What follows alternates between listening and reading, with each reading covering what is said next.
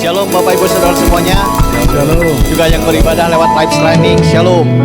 Shalom. Kita bersyukur kalau hari ini kita kembali boleh beribadah kepada Tuhan kita. Amin. Sebab Dia sangat teramat baik bagi kita. Sebab itu layak kita terus memuji menyembah Tuhan kita. Amin. Yang siap memuji Tuhan lambaikan tangannya. Haleluya. Saya undang kita berdiri. Tuhan kita ada di mana-mana. Amin. Amin. Di kiri kanan kita, di sekeliling kita Dia ada. So itu mari kita angkat pujian ini. Kiri kananku ada Tuhan, sekelilingku ada Tuhan, dalam hidupku ada Tuhan, Yesus selalu bersamaku. Amin. Ayo sama-sama tepuk tangan. Haleluya.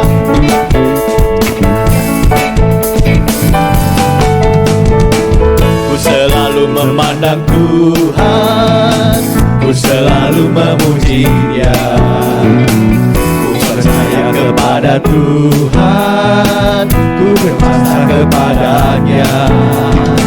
Siang malam ku puji Tuhan, karena Dia pelindungku. Sebab Dia ku takkan gentar menghadapi semua musuh.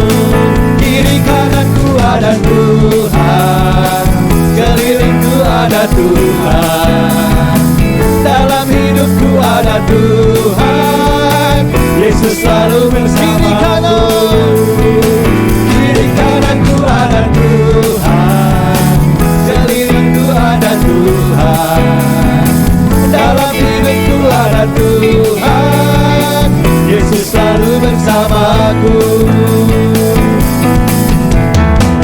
Ku selalu memandang Tuhan, ku selalu memuji Dia. Ku percaya kepada Tuhan, ku berpasrah kepadanya. Siang malam ku ingat Tuhan, karena Dia pelindungku. Sebab Dia ku takkan gentar menghadapi semua musuh.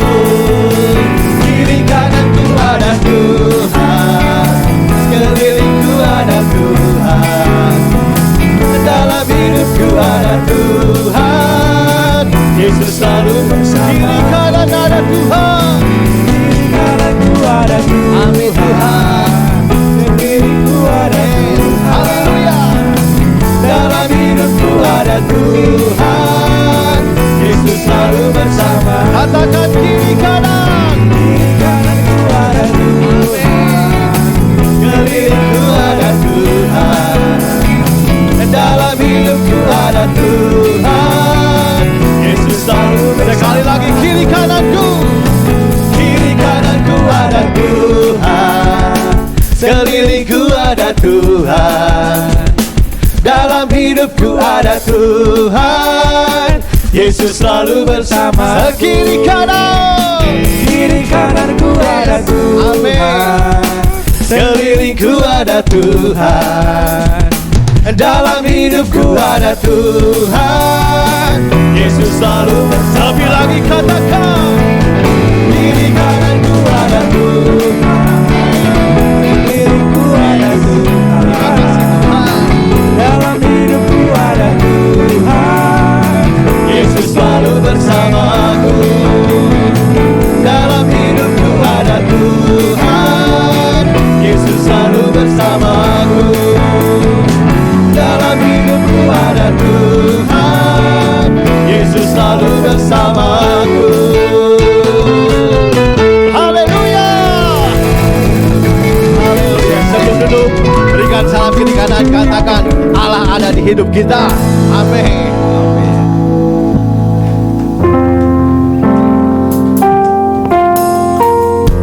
Tuhan kita maha besar, amin. Tuhan kita maha kuasa. Mari sama-sama kita nyatakan kebesaran Tuhan di tempat ini. Kemuliaan Tuhan, keluar biasaan Tuhan. Terima kasih Bapak.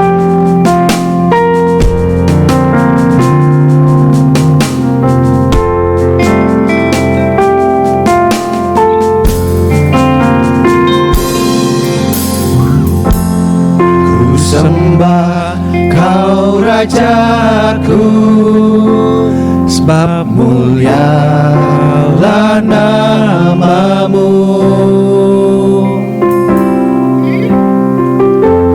Ku sembah Kau Tuhanku, sebab kasih-Mu bagiku. Takut dan ragu, karena Kau ada dalamku. Kan ku nyatakan kebesaran-Mu, ku saksikan di setiap nafasku. Perbuatan-Mu ajaib bagiku, Yesus penyelamatku. Silakan duduk Bapak Ibu Saudara.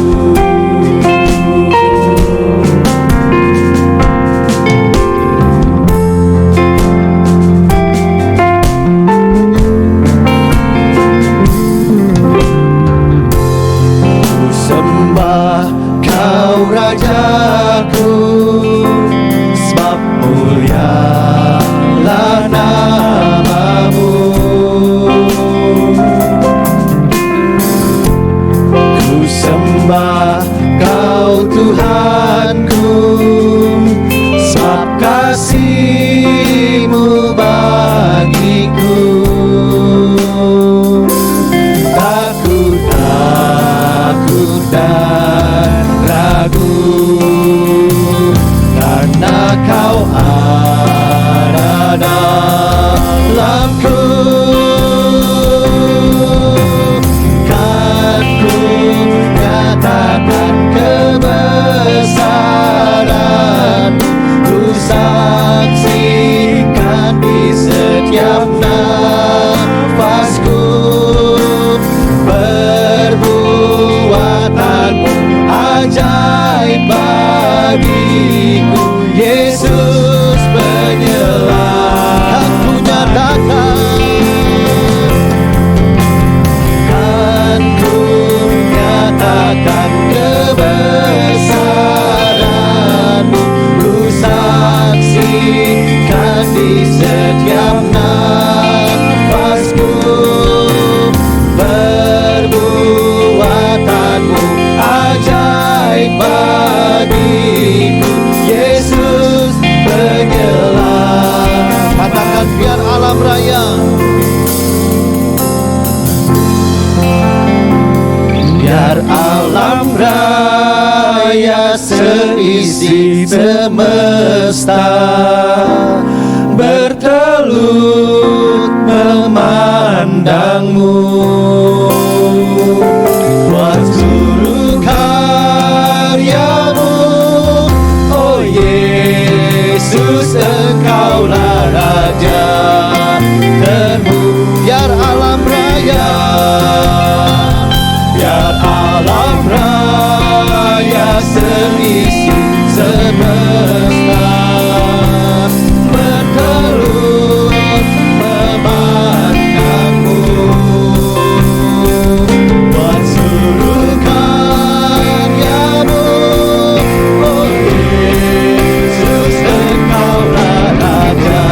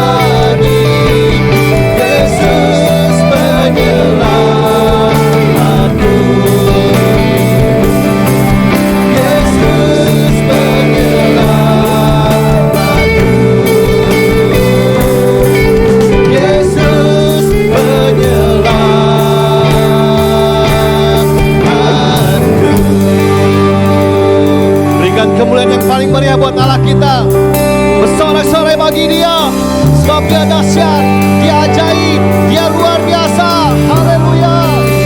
Terima kasih Tuhan. Kami bersyukur akan Engkau, sebab Engkau baik bagi kami Tuhan. Engkau ajaib bagi kami Tuhan. Engkau dahsyat bagi kami Bapa. Terima kasih Tuhan. Terima kasih. Kami mau lebih lagi Tuhan, memuji memuliakan nama-Mu Bapa.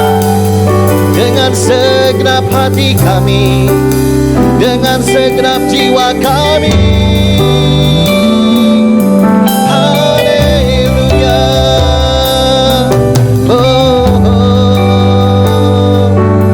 Mari Bapak Ibu saya undang makin berdiri. Kita akan bermazmur bagi Dia. Kita akan lebih lagi menyembah Tuhan kita. Terima kasih Tuhan. Terima kasih. Terima kasih Tuhan. Kami mau lebih lagi Bapa, memuji memuliakan nama-Mu, mengagungkan nama-Mu Tuhan, bermazmur bagi-Mu Tuhan.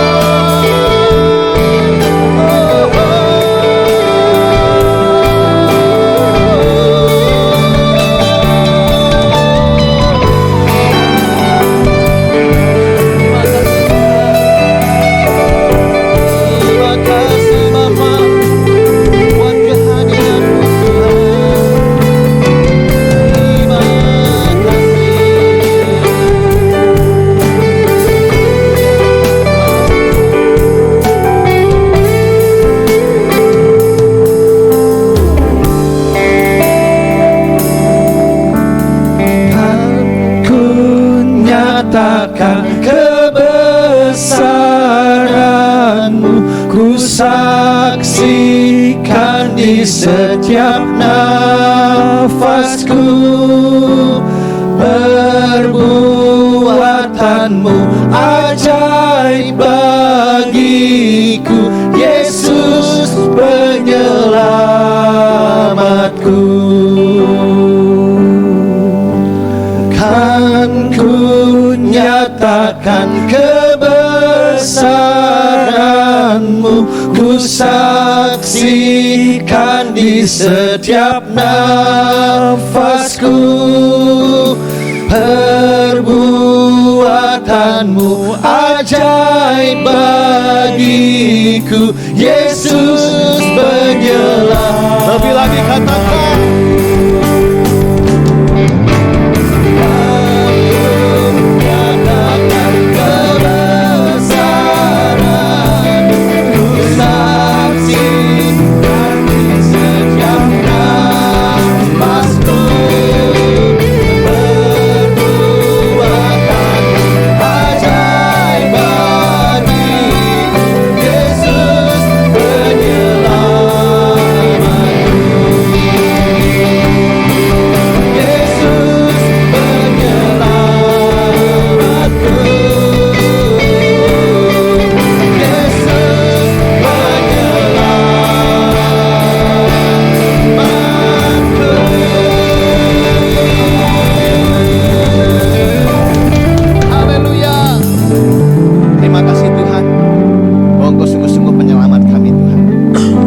Jalan kebenaran dan hidup bagi setiap manusia Tuhan.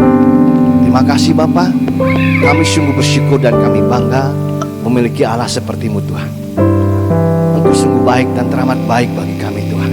Amin. Terima kasih Tuhan. Tangan-Mu senantiasa menopang hidup kami Tuhan. Engkau senantiasa ada dalam setiap kehidupan kami Tuhan. Sebab nama-Mu adalah Immanuel, Allah yang senantiasa menyertai kami. Tidak sekali-kali Engkau meninggalkan kami, tidak sekali-kali Engkau membiarkan kami. Terima kasih Tuhan. Kami kuat oleh karena Engkau, bahkan kami menang oleh karena Engkau. Terima kasih Bapa. Kau sudah menjadi gunung batu kami yang luar biasa. Kau menjadi kota benteng kami yang dahsyat. Terima kasih. Terima kasih. Hanya ini yang dapat kami balas untuk segala kebaikan. Pujian kami, sembah kami, mazmur kami naikkan hanya bagimu. Allah di atas segala Allah, Tuhan di atas segala Tuhan, Raja di atas segala Raja. Di dalam nama Yesus Kristus Tuhan. Yang percaya sama-sama katakan amin. Berikan sekali lagi kemuliaan buat Tuhan kita yang luar biasa. Haleluya. Mau lebih lagi menyambut Raja kita, amin. Amin. Sebab dia Raja di atas segala Raja. Dia hidup dalam kehidupan kita. Sebab itu mari lebih lagi kita akan memuji Tuhan. Sama-sama teruskan kembali. Haleluya.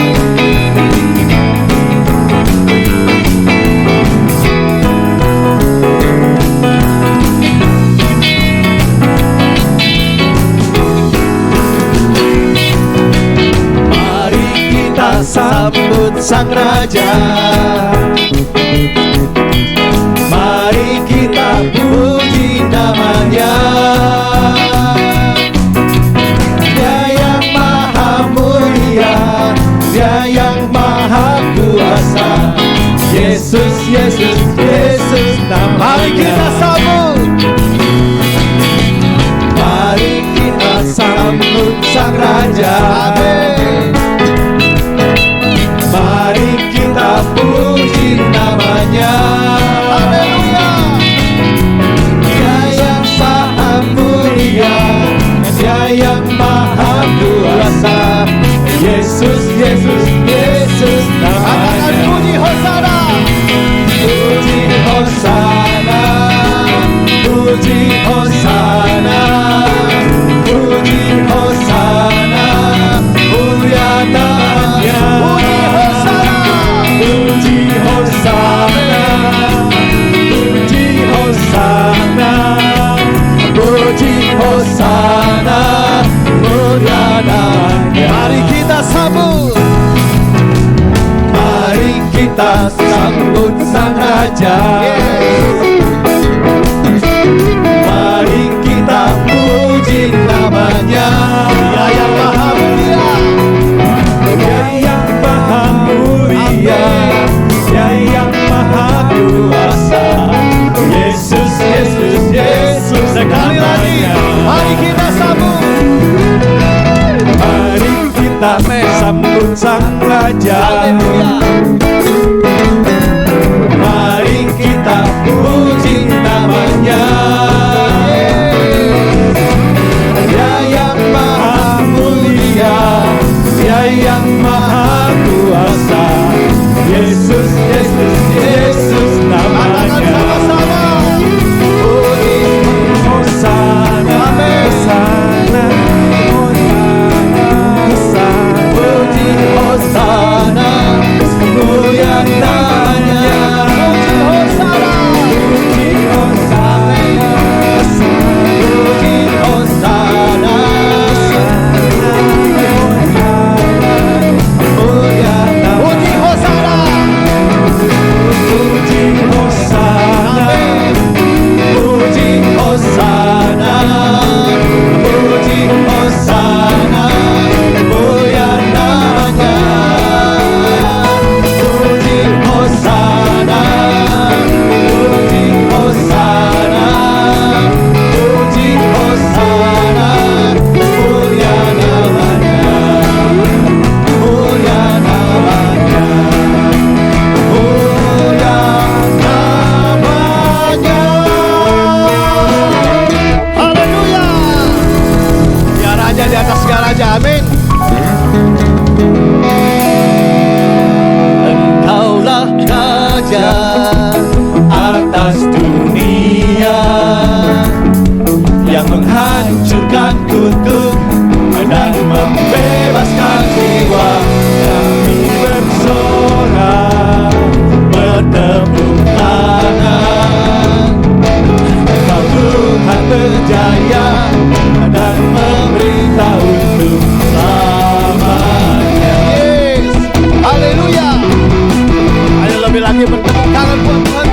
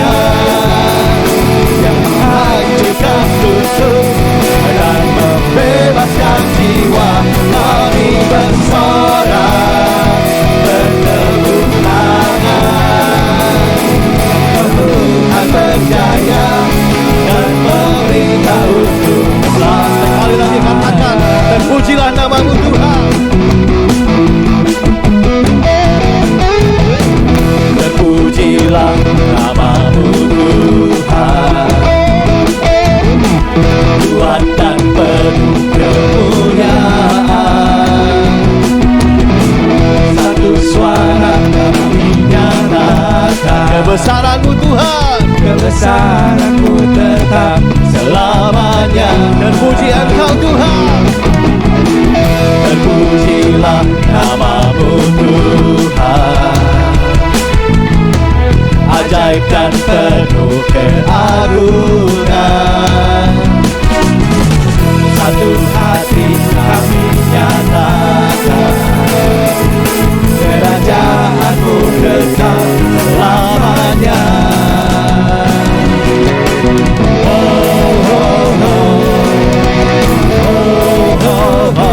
Engkaulah Raja atas dunia, yang menghancurkan kutuk dan membebaskan jiwa.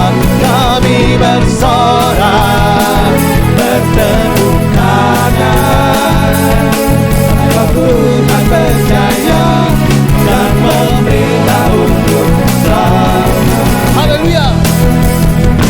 Engkaulah Raja atas dunia, yang menghancurkan kutuk dan membebaskan jiwa. Kami bersorak, bertepuk tangan, Engkau Tuhan berjaya dan memberitahu. Sekali lagi, Engkaulah Raja. Engkaulah Raja atas dunia, yang menghancurkan kutuk dan membebaskan jiwa. Kami bersorak, bertepuk tangan, Engkau Tuhan berjaya dan memberitahu untuk selamanya. Haleluya.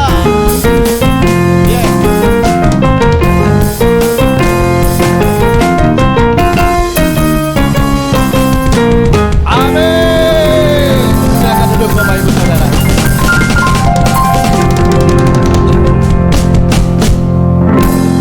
Haleluya. Yesus kita terindah bagi kita, amin. Pokoknya Yesus segala-galanya bagi kita. Haleluya. Terima kasih Tuhan.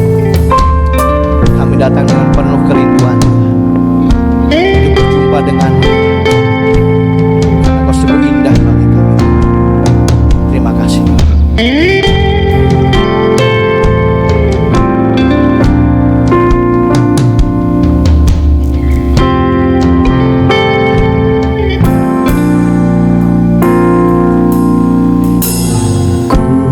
Datang dengan syukurku, membawa kerinduanku. Yesus, ingin ku menyenangkan-Mu.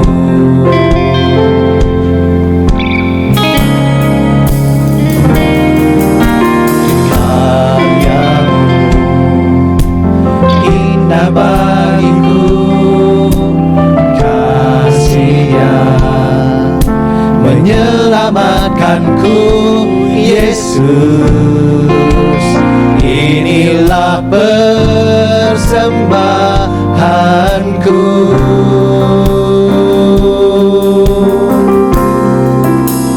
Ku membawa hatiku, hanya Engkau di hidupku. Yesusku, Kau terindah, selamanya ku menyembah-Mu. Ku membawa hidupku,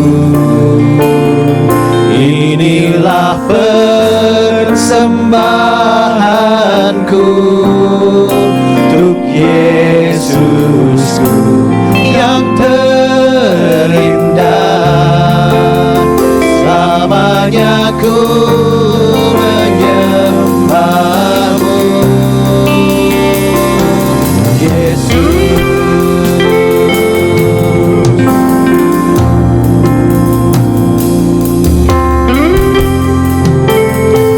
Haleluya. Ku datang dengan syukurku, membawa kerinduanku, Yesus. Ingin ku menyenangkanmu,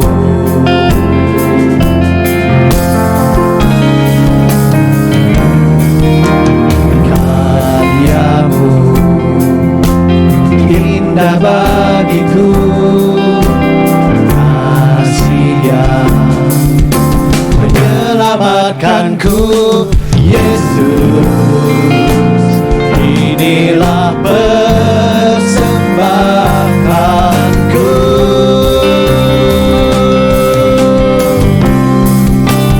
ku membawa hatiku,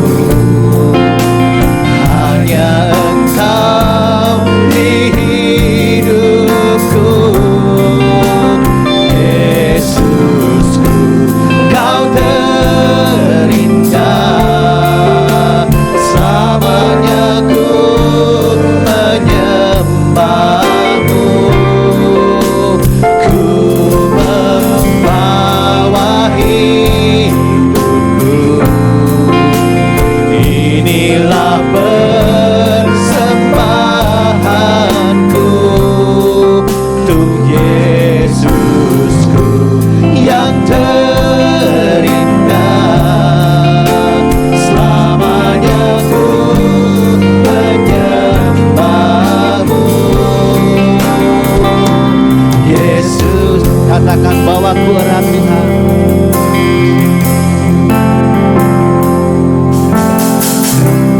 bahwa ku erat di hadirat-Mu. Hati kami persembahan, Tuhan. Hatiku persembahan bagimu. Jiwa kami tenang, jiwaku tenang di hadirat-Mu.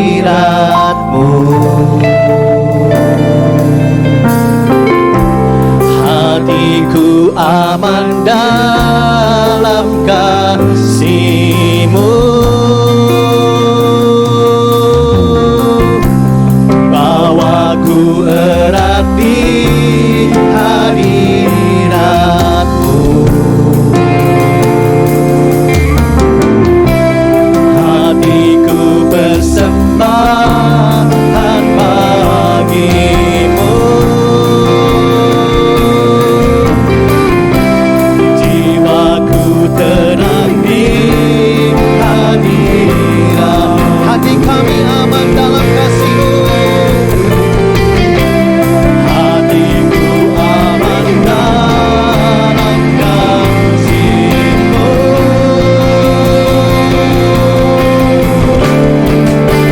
Ku membawa hatiku, hanya Engkau di hidupku, Yesus.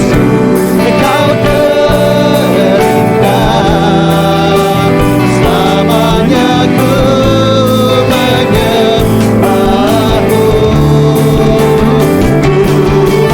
membawa hidupku. Inilah persembahanku untuk Yesusku yang terindah, selamanya ku menyembahmu, Yesus. Mari saudara saya dulu bangkit berdiri. Ku membawa hatiku, hanya Engkau di hidupku, Yesusku, Engkau terindah. Selamanya ku menyembahmu, ku membawa hidupku. Inilah persembahanku untuk Yesusku yang terindah. Selamanya ku menyembahmu, ku membawa hanya Engkau di hidupku, Yesus, Engkau terindah. Selamanya ku menyembahmu, ku membawa inilah persembahanku untuk Yesus yang terindah.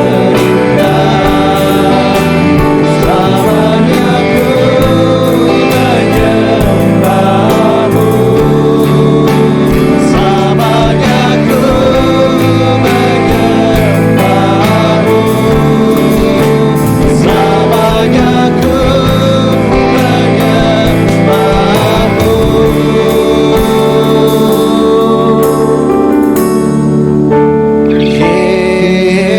Yesus.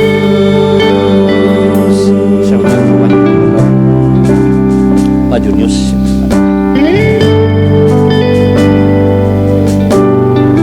Bapa dalam surga, kami berterima kasih buat kesempatan pagi hari ini kami boleh berkumpul sama-sama menyembah Tuhan di tempat ini. Dan kami akan buka hati kami sama-sama mendengarkan firman Tuhan. Dan berbicaralah kepada kami doa firman-Mu pagi hari ini, sehingga kebenaran-Mu boleh memberkati seluruh kehidupan kami. Berkati dan urapi hamba-Mu secara khusus yang akan menyampaikan isi hati Tuhan pagi hari ini bagi kami semua. Terima kasih, kami buka hati kami sama-sama dalam nama Tuhan Yesus. Kami siap dengarkan firman Tuhan. Haleluya. Amin. Amin. Silakan duduk Bapak dan Ibu. Puji Tuhan. Puji Tuhan. Selamat pagi saudara sekalian dan selamat Natal. Hari Natal adalah hari memperingati kelahiran Tuhan Yesus Kristus yang adalah Allah yang menjadi manusia. Dan itu bukan akhir dari kehadiran Tuhan Yesus sebagai manusia di tengah dunia ini. Karena Tuhan Yesus akan datang kembali untuk kedua kalinya ke dalam dunia ini. Sehingga kalau saudara ditanya berapa kalikah Tuhan Yesus datang ke dalam dunia, jawabannya 2 kali. Di hari Natal kelahirannya dan juga nanti yang segera akan terjadi. Mari kita saat ini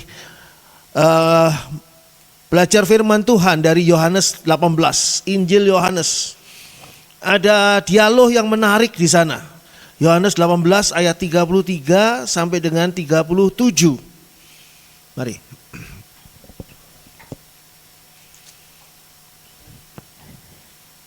Yohanes 18 ayat 33 sampai dengan 37. Maka kembalilah Pilatus ke dalam gedung pengadilan, lalu memanggil Yesus dan bertanya kepadanya, "Engkau inikah raja orang Yahudi?"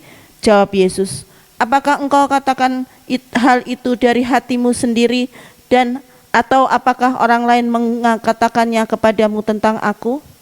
Kata Pilatus, "Apakah aku seorang Yahudi? Bangsamu sendiri dan imam-imam kepala yang telah menyerahkan engkau kepadaku. Apakah yang telah engkau perbuat?"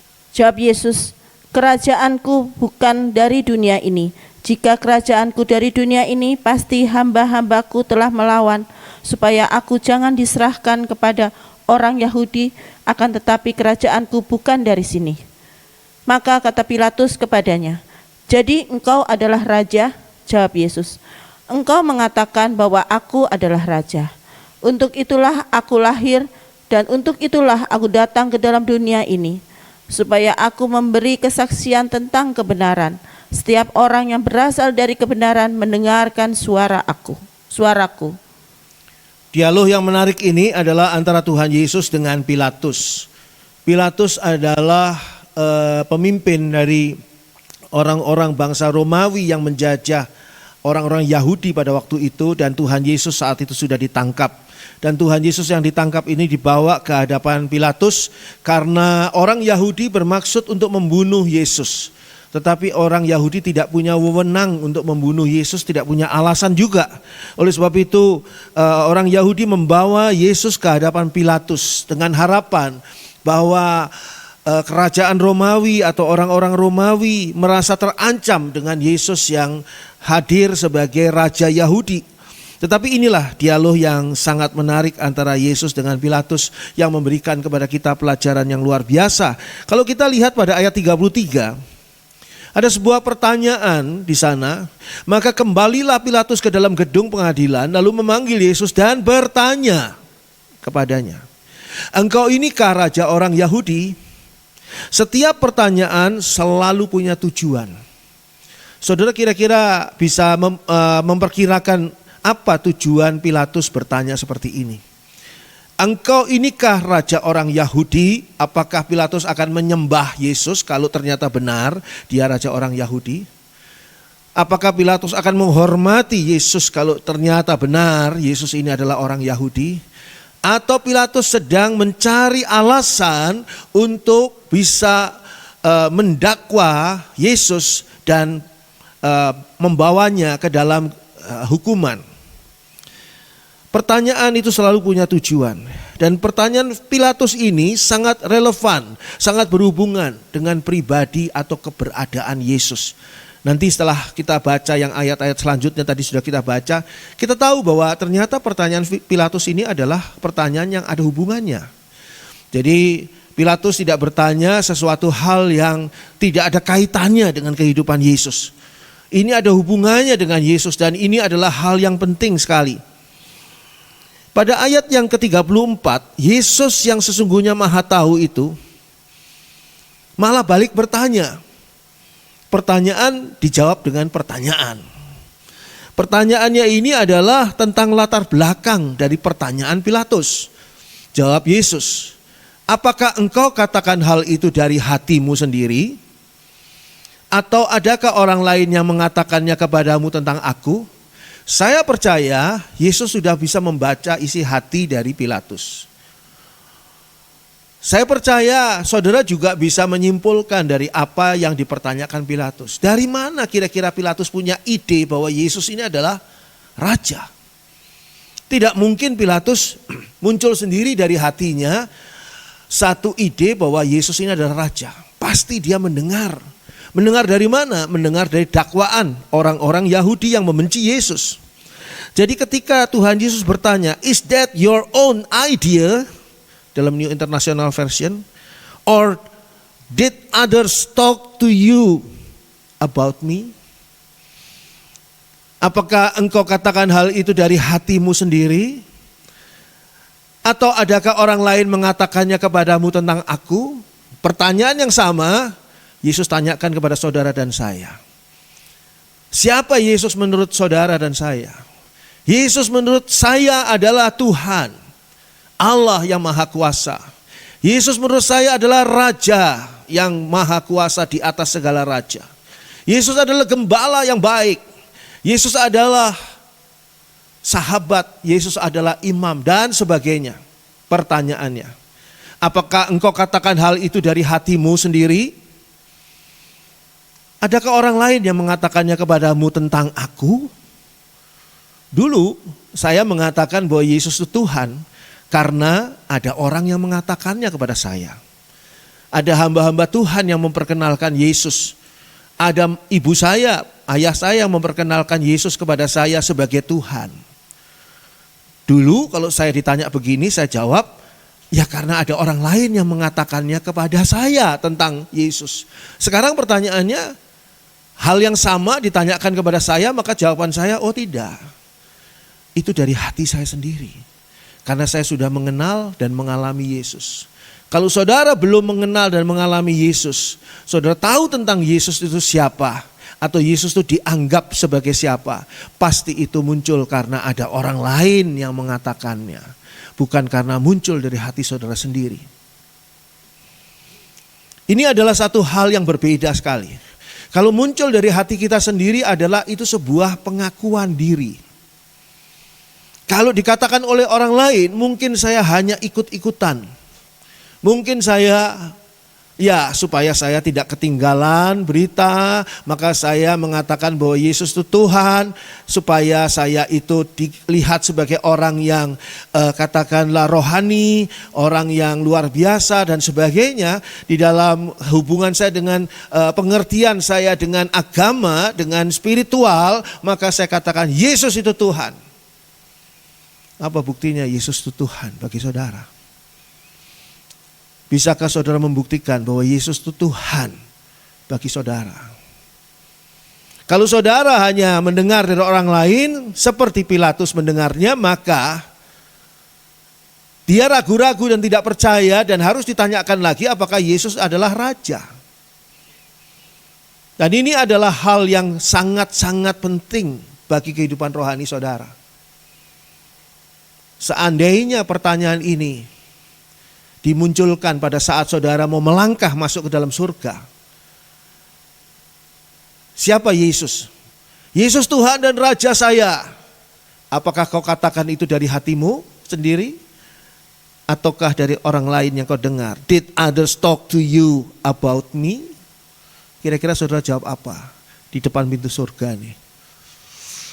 Nah, ini adalah sebuah dialog yang menarik kalau menurut saya. Dialog yang menarik karena Pontius Pilatus itu bukan orang bodoh. Pontius Pilatus itu orang yang cendekia, orang yang pandai. Dia menjadi orang yang dipercaya oleh Kaisar Romawi untuk memimpin dan berkuasa di Yudea. Ini adalah satu hal yang istimewa. Dan Tuhan Yesus tidak diintimidasi dengan pertanyaan, apakah engkau raja orang Yahudi? Tidak merasa diintimidasi. Saya beritahukan pada saudara, ada kalanya orang berusaha mengintimidasi saudara. Tahu artinya? Intimidasi artinya memaksakan saudara untuk saudara berada di dalam tekanan yang ada pada cara atau perkataan seseorang. Tapi tunggu dulu, itu tergantung pada saudara. Apakah saudara terintimidasi atau tidak? Orang boleh 1000 orang boleh berusaha mengintimidasi saudara, menekan saudara dengan perkataannya, dengan tindakannya, dengan perbuatannya. Tapi kalau saudara punya pribadi yang kuat, yang baik, saudara tidak terintimidasi, maka saudara tidak terintimidasi. Ada banyak orang di akhir zaman ini terintimidasi untuk meninggalkan Kristus. Karena berbagai alasan, karena berbagai sebab. Sehingga pemikiran mereka sudah digulirkan ke dalam pemikiran-pemikiran filsafat yang salah. Tapi kalau saudara pribadi yang kuat, yang punya pendapat di dalam hati saudara bahwa Yesus adalah Tuhan. Walaupun saudara mungkin belum pernah bertemu dengan Yesus. Belum pernah Tuhan Yesus datang di mimpi saudara.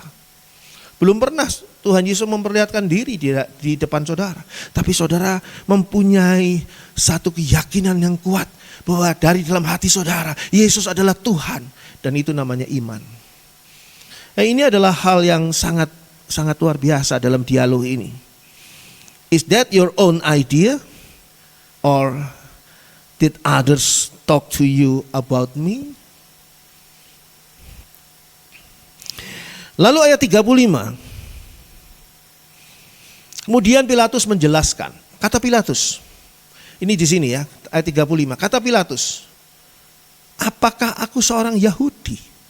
Enggak nyambung ini kalimat-kalimat ini. Kalau saudara baca dari ayat 33 sampai ke 35 enggak nyambung semua nih.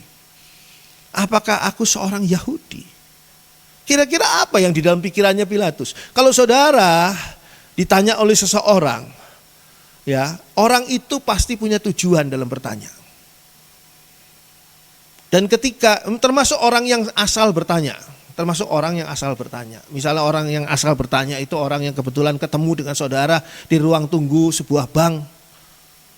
Dia bertanya, kerjaanmu apa? Itu cuma asal bertanya sebetulnya. Dia sebentar lagi nggak akan ketemu saudara lagi. Jadi saudara ngomong apa saja dia pasti lupa setelahnya. Apakah aku seorang Yahudi? Ini hubungannya apa dengan ayat 34 tadi? Apa itu keluar dari hatimu? Oh, ada hubungannya. Hubungannya kalau keluar dari hati saya, mungkin karena saya orang Yahudi.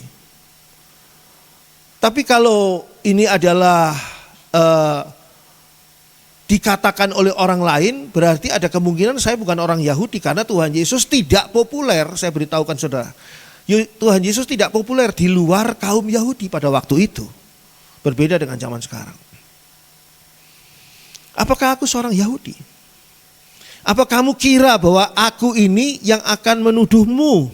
Apakah kamu kira bahwa aku ini yang sedang memperkarakan kamu? Bangsamu sendiri dan imam-imam kepala yang telah menyerahkan engkau kepadaku. Apakah yang telah engkau perbuat? Apa sih yang engkau telah perbuat sampai bangsamu sendiri, imam-imam kepala turun tangan untuk menyerahkan kamu ini kepadaku? Jadi pentuduhan ini datangnya dari siapa? Dari orang-orang Romawi. Karena orang Romawi ingin kematian Yesus dan ingin pinjam tangan dari pemerintah Romawi. Karena orang-orang Yahudi ingin kematian Yesus dan ingin pinjam tangan pada pemerintah Romawi. Pilatus mengatakan, apakah aku seorang Yahudi? Ya jelas jawabannya bukan lah. Pilatus ini orang Romawi, jelas-jelas Romawi. Jelas-jelas ini pertanyaannya nggak usah dijawab ini. Tapi Pilatus ingin memberitahukan lanjutannya. Bangsamu sendiri yang membawa kamu ke dalam perkara ini. Lalu ayat 36. Tuhan Yesus kemudian menjawab pertanyaan Pilatus dengan satu jawaban begini. Jawab Yesus, nggak nyambung lagi dengan yang tadi. Kerajaanku bukan dari dunia ini. Jika kerajaanku dari dunia ini, pasti hamba-hambaku telah melawan, supaya aku jangan diserahkan kepada orang Yahudi. Akan tetapi kerajaanku bukan dari sini. Ini jawaban yang merupakan pengetahuan bagi saudara dan saya. Di manakah kerajaan surga? Kalau saudara merasa bahwa kerajaan surga itulah tempat yang paling nyaman, tempat yang paling aman, tempat yang paling bahagia untuk kita tinggal di sana. Di manakah kerajaan surga? Tuhan Yesus menjawab, kerajaanku bukan dari dunia ini. Jadi kerajaan Tuhan Yesus tidak termasuk kerajaan-kerajaan yang ada di dunia ini. Sehingga nanti semua tanda-tanda tentang kerajaan dunia ini di kitab Wahyu dan di kitab-kitab lain sehubungan dengan akhir zaman, semua kerajaan itu bukan kerajaan surga. Tidak termasuk di dalamnya kerajaan surga. Logikanya Tuhan Yesus memakai logika manusia ini. Tuhan Yesus menjelaskan kerajaan Allah ini dengan memakai logika manusia. Logikanya begini, kerajaanku bukan dari dunia ini. Jika kerajaanku dari dunia ini, pasti hamba-hambaku telah melawan. Gak akan tinggal diam kalau kerajaanku di dunia ini. Sebetulnya pertanyaannya gini, kalau seandainya kerajaan Allah ini, kerajaannya Yesus ini bukan dari dunia ini, memangnya hamba-hamba itu tidak akan melawan? Coba saudara renungkan sedikit nih, kerajaan Yesus ada di sebuah planet yang lain. Kerajaan Yesus ada di surga, ada di dimensi yang lain, timeline-nya berbeda, katakanlah begitu ya sekarang. Apakah hamba-hambanya tidak akan menyerang? Tidak akan ada ya pesawat-pesawat yang membawa serangan invasi ke dunia ini untuk menyerang si orang-orang Yahudi, menyerang orang-orang Romawi karena menangkap raja saya, Yesus. Coba saudara pikirkan logikanya. Pasti mereka akan menyerang. Tapi masalahnya Tuhan Yesus memberitahukan bahwa kerajaanku ini bukan dari dunia ini. Dikatakan akan tetapi kerajaanku bukan dari sini, bukan dari dunia ini, itu mempunyai arti bahwa kerajaanku tidak sama dengan kerajaan dunia ini.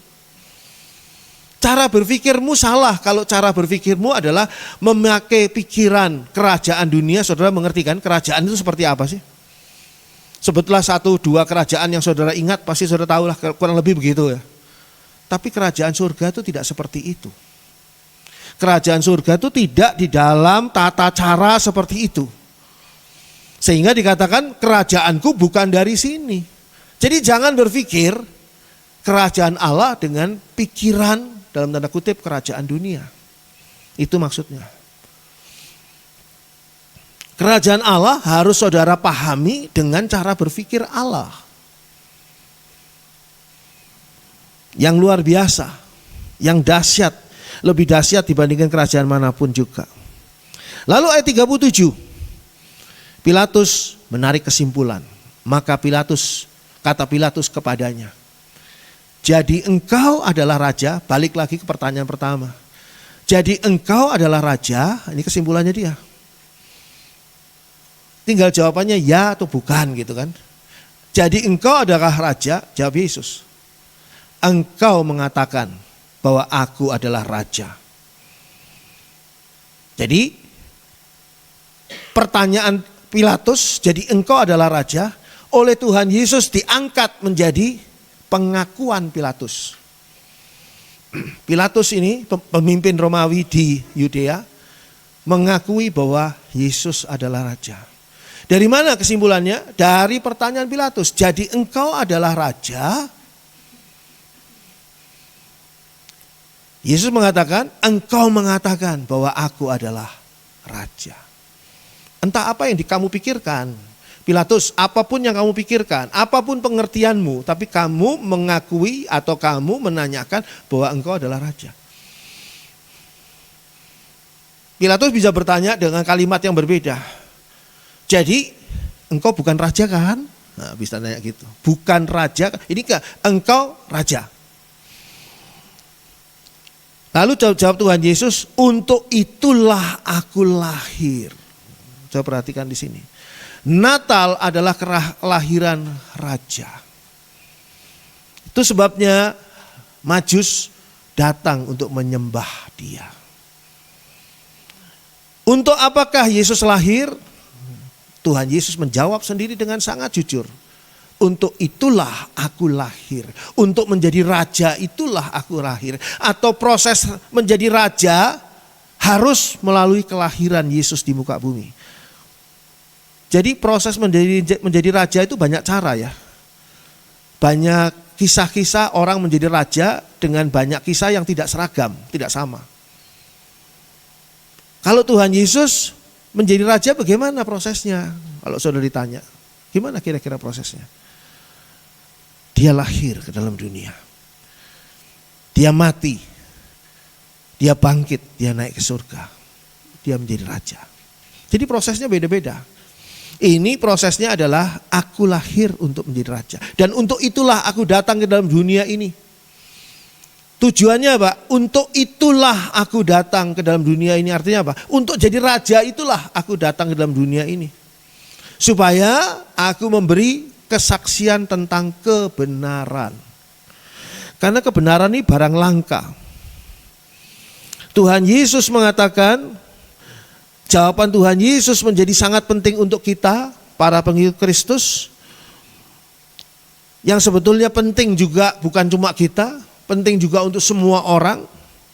Bahwa Tuhan Yesus lahir dan datang ke dunia untuk menjadi raja yang menyatakan kebenaran. Karena kebenaran itu barang langka, tidak ada di dunia ini. Maka Yesuslah yang menyatakan kebenaran. Jadi di luar Yesus tidak ada kebenaran. Walaupun mungkin logika manusia berpikir benar juga ini. Saudara dengarkan uraiannya, benar juga. Tapi kalau dia di luar Yesus, uraiannya di luar Yesus berarti tidak benar. Yang benar adalah kebenaran. Apakah yang benar itu? Yang benar adalah kebenaran. Tidak ada kesalahan menjadi benar. Tapi kebenaran itulah yang benar. Setiap orang yang berasal dari kebenaran, perhatikan di sana. Setiap orang yang berasal dari kebenaran mendengarkan suaraku. Ini apa namanya? Namanya seleksi. Ya, namanya seleksi. Kalau orang itu tidak berasal dari kebenaran, dia tidak akan mendengarkan suaranya Yesus. Jadi jangan dipaksa orang yang tidak mau mendengar suara Yesus, tidak mau mendengarkan firman Tuhan Yesus, jangan dipaksa untuk mau mendengar firman Tuhan. Orang ini bukan dari kebenaran. Saudara dan saya, mengapa mau mendengarkan suara Yesus, mau mendengarkan firman Tuhan Yesus? Karena saudara dan saya adalah dari kebenaran. Saudara mungkin mengatakan, Pak Andri, saya ini orang gak benar loh, saya banyak perilaku dan tingkah laku saya yang brengsek, yang rusak, yang dosa dan sebagainya. Kenapa sekarang saya disebut sebagai orang yang berasal dari kebenaran? Karena saudara sudah diperbarui oleh Tuhan Yesus. Saudara sudah lahir baru di dalam Tuhan Yesus. Lahir di dalam kebenaran. Sehingga saudara dikatakan sebagai orang yang berasal dari kebenaran. Ketika saudara bertobat, Tuhan ampuni saya, saudara ditebus oleh Tuhan Yesus, saudara diperbarui oleh Tuhan Yesus, saudara dilahirkan kembali. Gambarannya ada dalam baptisan, di mana saudara dibenamkan ke dalam air, dikubur dalam kuburan air, dan ketika saudara keluar, saudara ada ciptaan yang baru di dalam Tuhan Yesus Kristus. Saudara diciptakan dalam kebenaran. Itu akan mendengarkan suaraku. Tapi banyak tuh Pak Andri, orang yang sudah dibaptis juga enggak mau mendengarkan firman Tuhan. Banyak. Karena apa? Kuasa kegelapan menipu mereka. Kuasa kegelapan berhasil mengintimidasi mereka. Kondisi dunia berhasil mengintimidasi mereka. Makanya saya katakan, saudara, 1.000 orang mengintimidasi saudara, itu bergantung pada pribadi saudara, pada free will saudara. Saya tidak mau diintimidasi, maka saudara tidak akan kena intimidasi. Apapun juga, setan iblis manapun juga.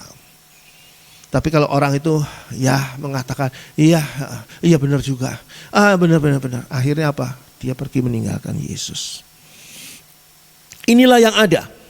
Saya ajak saudara membuka pada perjanjian lama kitab Maleakhi. Maleakhi itu kitab sebelum Matius ya. Maleakhi pasal 3 ayat 1 sampai dengan ayat yang ketiga. Maleakhi 3 ayat 1 sampai 3.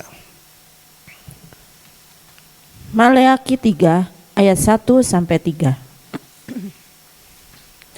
Lihat, aku menyuruh utusanku supaya ia mempersiapkan jalan di hadapanku. Dengan mendadak Tuhan yang kamu cari itu akan masuk ke baitnya. Malaikat perjanjian yang kamu kehendaki itu sesungguhnya ia datang, firman Tuhan semesta alam. Siapakah yang dapat tahan akan hari kedatangannya, dan siapakah yang dapat tetap berdiri apabila ia menampakkan diri? Sebab ia seperti api tukang pemurni logam dan seperti sabun tukang penatu. Ia akan duduk seperti orang yang memurnikan dan mentahirkan perak, dan ia mentahirkan orang Lewi, menyucikan mereka seperti emas dan seperti perak, supaya mereka menjadi orang-orang yang mempersembahkan korban yang benar kepada Tuhan. Adalah hal yang wajar kalau seorang kepala negara sebelum datang ke sebuah negara lain selalu mengutus utusannya dulu untuk datang, untuk memeriksa kira-kira nanti pimpinan ini akan tidur di mana, hotel mana, jalan-jalan yang akan dilaluinya kira-kira berbahaya tidak, aman dan sebagainya. Ada utusan terlebih dahulu sebelum kepala negara tadi datang ke negara tersebut. Itu hal yang normal. Sehingga disebutkan pada ayat 1 tadi, kedatangan Tuhan Yesus ke dalam dunia, ayat 1, lihat aku menyuruh utusanku, supaya ia mempersiapkan jalan di hadapanku. Ini saja sudah menunjukkan bahwa dia itu adalah seorang raja. Saudara pernah pergi ke luar kota, saudara pernah pergi ke luar negeri, apakah saudara mengutus utusan saudara dulu ke sana? gitu. Ya mungkin ada juga ya orang yang menyuruh bawahannya pergi dulu ke sana, sediakan hotel dulu dan sebagainya, ada juga. Tapi umumnya enggak. Umumnya kita sendiri yang siap-siap, kita sendiri yang cari-cari tiket, kita cari-cari hotel yang diskon dan sebagainya ya sebelum berangkat kan gitu. Sampai di sana ya kita langsung ya menikmati semuanya. Aku menyuruh utusanku supaya ia mempersiapkan jalan di hadapanku. Kedatangan Tuhan Yesus ke dalam dunia, baik yang pertama kali di kandang Bethlehem, maupun yang kedua kali di awan-awan dan kemudian menjejakkan kaki di Bukit Zaitun nantinya, selalu didahului dengan utusan Tuhan untuk mempersiapkan jalan. Untuk kedatangan yang pertama kali diutusnya malaikat Gabriel menemui Maria, itu orang pertama. Setelah itu Yusuf nantinya. Tapi Maria terlebih dahulu, sebelum Maria mengandung. Yang untuk kedua kali kedatangan Tuhan Yesus, Yesus sudah mengutus Rohnya yang kudus 2000 tahun yang lalu. Berbicara kepada manusia melalui siapa? Melalui para hamba Tuhan. Untuk menunjukkan di sini bahwa Tuhan itu mengharapkan manusia mengetahuinya. Sehingga diberitahukan dulu. Tuhan Yesus tidak datang secara tiba-tiba. Tuhan Yesus tidak datang menyelinap, tidak. Tuhan Yesus datang baik sebagai bayi di kandang Bethlehem, itu diberitahukan pada Maria. Sehingga Maria juga sudah menyampaikannya kepada Elisabet, saudara sepupunya, tentang bagaimana dia mendapatkan bayi dari Roh Kudus. Nah, ini adalah tujuan Tuhan. Mengharapkan manusia mengetahuinya. Kenapa kok Tuhan mau supaya manusia mengetahuinya? Apakah cuma sebagai informasi? Tuhan Yesus datang loh. Oh ya, informasi. Tuhan mengharapkan kita itu mempersiapkan diri. Bukan cuma mempersiapkan diri, kita menyambut Dia. Kalau tiba-tiba Tuhan Yesus datang, kita tidak mungkin bisa menyiapkan diri. Waduh, Tuhan Yesus datang tiba-tiba masuk ke rumah kita. Wah, rumah kita masih kotor, masih enggak karu-karuan. Masih kaos kaki ada di meja. Sepatu ada di meja. Cerita sama saya. Kopi juga ada di meja gitu ya.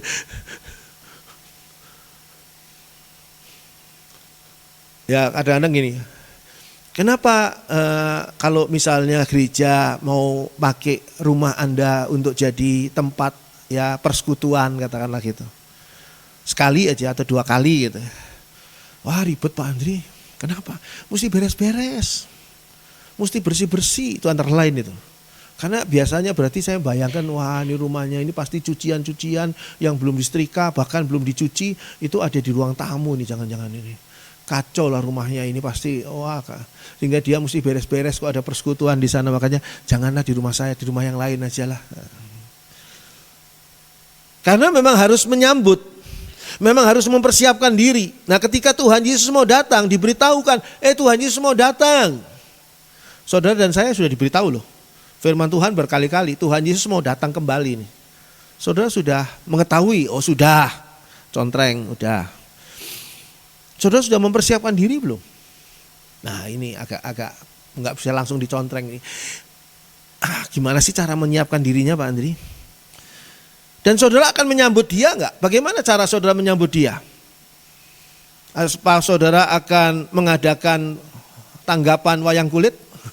Atau saudara mengadakan band dangdutan di situ, organ tunggal untuk menyambut kedatangan Tuhan Yesus kembali atau apa? Tapi kedatangan Tuhan Yesus ini sepenuhnya dalam waktu Tuhan. Sehingga dikatakan di sana dengan mendadak. Nah ini sudah kan, supaya mempersiapkan jalan di hadapanku, aku menyuruh utusanku. Tapi dengan mendadak Tuhan yang kamu cari itu akan masuk ke baitnya. Jadi Tuhan masuk ke baitnya atau Tuhan datang itu dengan mendadak. Artinya apa? Artinya itu pada waktu yang bukan disangkakan oleh manusia. Tapi waktu Tuhan, atau dengan istilah waktu kairos, bukan waktunya kronos. Kronos waktu kita manusia. Jadi Tuhan Tuhan datang kapan Tuhan? 2 hari lagi, oke, jam berapa kira-kira Tuhan? Supaya kami siapkan tim untuk menjemput Tuhan dan sebagainya. Untuk nanti ada drum band yang menyambut Tuhan. Jam berapa Tuhan? Enggak bisa. Tuhan datang itu adalah di waktu Tuhan, di waktu Kairos. Makanya dikatakan dengan mendadak Tuhan yang kamu cari itu akan masuk ke baitnya. Jadi kedatangan Tuhan akan mendadak. Dan Tuhan masuk ke baitnya. Kenapa ke baitnya? Berarti Tuhan tidak akan datang di Bukit Zaitun, dikatakan oleh ayat firman Tuhan yang lain. Berarti Tuhan Yesus itu tidak akan datang di awan-awan. Berarti Tuhan itu masuk ke bait Allah, baitnya. Bait ini, bait Allah ini atau baitnya ini adalah gambaran tempat di mana orang setiap minggunya itu datang untuk menghampiri Tuhan. Saudara kalau minggu mau ibadah, ya ibadahnya di gereja. Apakah cuma bisa ibadah di gereja? Oh enggak. Tapi saudara bertujuan ke gereja untuk ibadah. Dan tujuan saudara untuk ibadah inilah yang dihargai oleh Tuhan. Inilah disebut bait Tuhan itu. Tempat di mana manusia, umat Tuhan mencari Tuhan. Disitulah Tuhan datang. Jadi nanti Tuhan datang dengan mendadak ke tempat di mana kita mencari Tuhan. Di dalam ayat ini. Sepenuhnya waktu Tuhan. Kedatangan Tuhan adalah kepastian. Dikatakan di sini malaikat perjanjian yang kamu kehendaki itu, malaikat perjanjian yang kamu kehendaki itu sesungguhnya Tuhan Yesus. Sesungguhnya ia datang, bukan akan datang. Dia datang, firman Tuhan semesta alam. Artinya apa? Dia pasti datang. Jadi kedatangan Tuhan kembali adalah kepastian. Tidak ada kemungkinan lain. Saya beritahukan pada saudara. Tidak ada kemungkinan lain selain kedatangan Tuhan Yesus kembali. Jadi jangan berpikir, mungkin Tuhan Yesus batal datang. Oh mungkin Tuhan Yesus delay. Ya. Saudara anggap itu pesawat yang suka delay gitu. Kedatangan Tuhan Yesus mungkin enggak jadi. Karena manusia udah pada baik semua pada dengar firman Tuhan, semua sudah bertobat, dengar Injil Tuhan. Kedatangan Tuhan Yesus adalah peristiwa yang pasti terjadi. Sesungguhnya ia datang. Padahal pada saat itu Maliaki bernubuat, saya catat di sini tahunnya kurang lebih tahun 397 sebelum Masehi. Jadi kurang lebih 400 tahun sebelum masa kelahiran Yesus. Tapi dikatakan di sana, malaikat perjanjian yang kamu kehendaki itu sesungguhnya ia datang, bukan akan datang, bukan. Coba lihat saudara, perbedaan antara Kronos dan Kairos. Kalau Kronos, maka kalimatnya adalah ia akan datang, karena belum kan, 400 tahun kemudian baru datang. Tapi ini Kairos. Kairos itu tidak terikat pada waktu Kronos. Sehingga dikatakan ia datang. Firman Tuhan semesta alam. Jadi ini kepastian.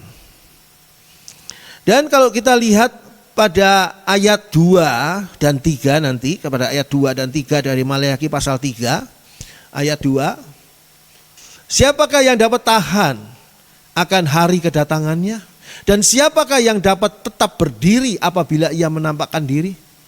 Sebab ia seperti api tukang pemurni logam dan seperti sabun tukang penatu. Jadi saat kedatangan yang kedua, itu adalah saat yang sangat berbeda dengan saat kedatangan pertama. Saya ingin beritahukan, saat kedatangan Tuhan Yesus yang pertama, Yesus menawarkan apa? Yesus menawarkan pengampunan dosa. Yesus menawarkan penebusan. Yesus menawarkan apa? Yesus menawarkan keselamatan. Yesus menawarkan apa? Menawarkan hidup yang kekal. Hari kedatangan yang kedua, Yesus melaksanakan pemurnian. Artinya apa? Tidak ada toleransi. Pemurnian itu tidak ada toleransi. Murni atau tidak? Murni itu berarti zero noda, tidak ada campuran lain, asli murni. Tidak ada 1%, 0,001% campuran lain, nggak ada. Murni itu ya murni, tidak ada toleransi. Dua, Yesus apa? Melaksanakan penghakiman. Jadi bukan seperti yang pertama. Pertama tuh menawarkan pengampunan dosa, menawarkan penebusan, menawarkan keselamatan, menawarkan hidup kekal. Tapi yang kedua kali, Yesus melaksanakan pemurnian, Yesus melaksanakan penghakiman. Penghakiman ini berarti apa? Tidak ada kelonggaran. Duduk sebagai terdakwa yang dihakimi, tidak ada kelonggaran di sana. Dan Yesus melaksanakan penghukuman Allah. Tidak ada pengampunan di sini. Tidak ada di tengah-tengah penghukuman Allah ini ada pengampunan, enggak ada.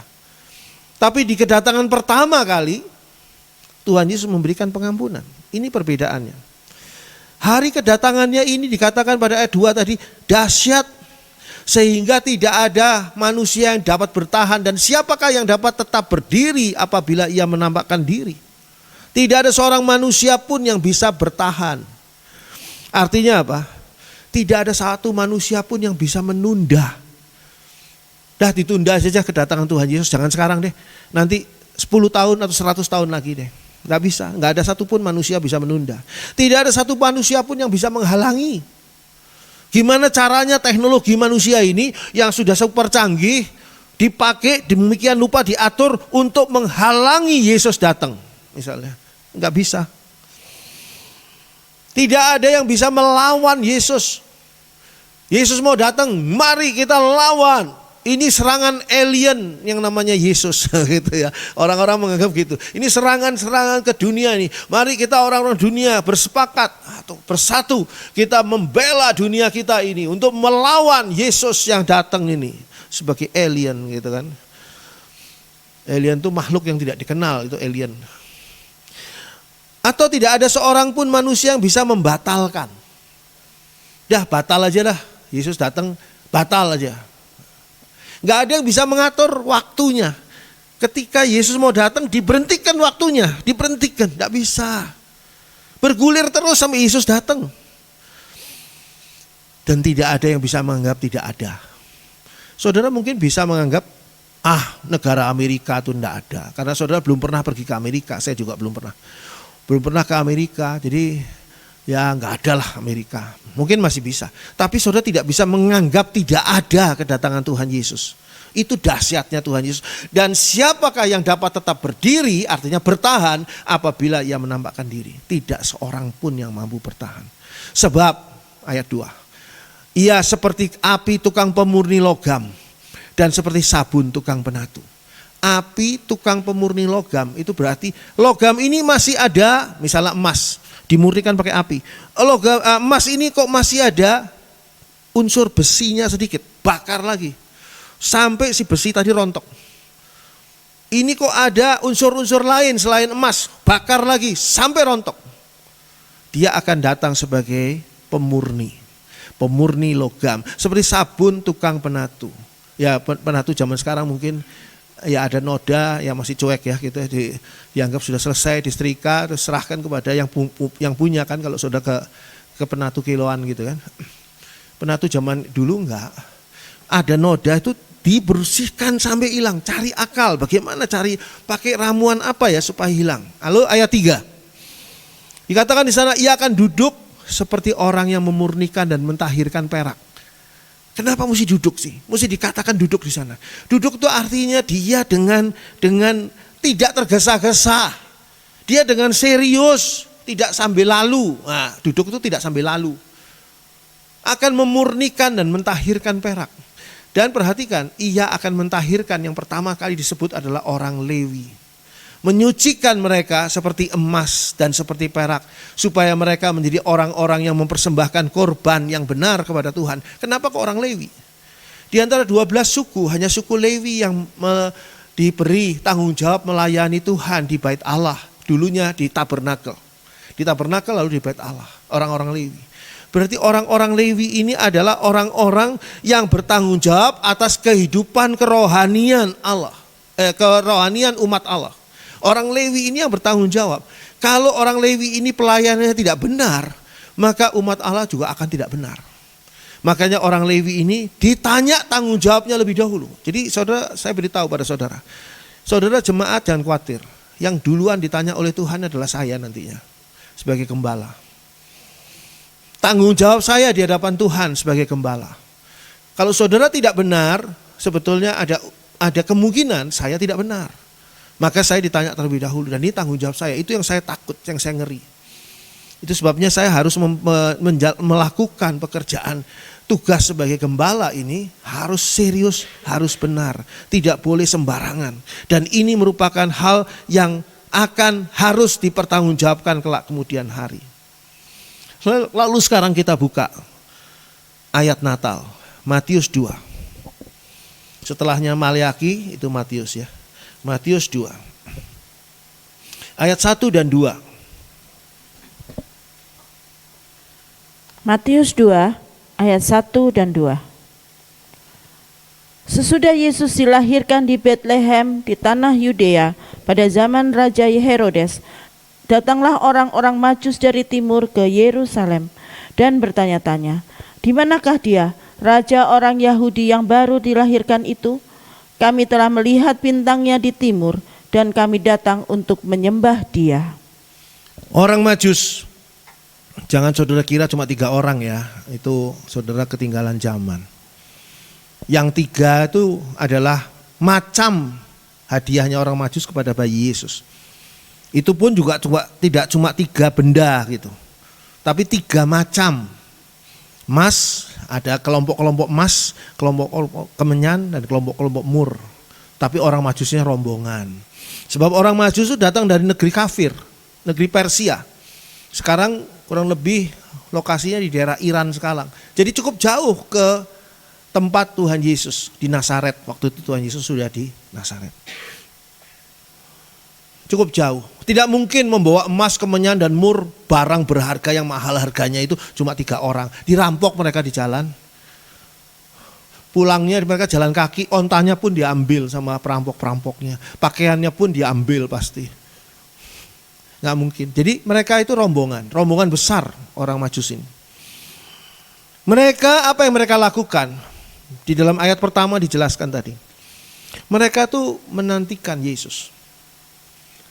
Ayat pertama mengatakan begini. Sesudah Yesus dilahirkan di Betlehem, di tanah Yudea, pada zaman Raja Herodes, ini catatan sejarahnya. Zaman Herodes, datanglah orang-orang Majus dari timur ke Yerusalem. Kenapa mereka datang? Karena mereka menantikan Yesus. Kenapa mereka datang? Karena mereka ingin menyambut Yesus. Kenapa mereka datang? Karena mereka menghampiri kelahiran Yesus.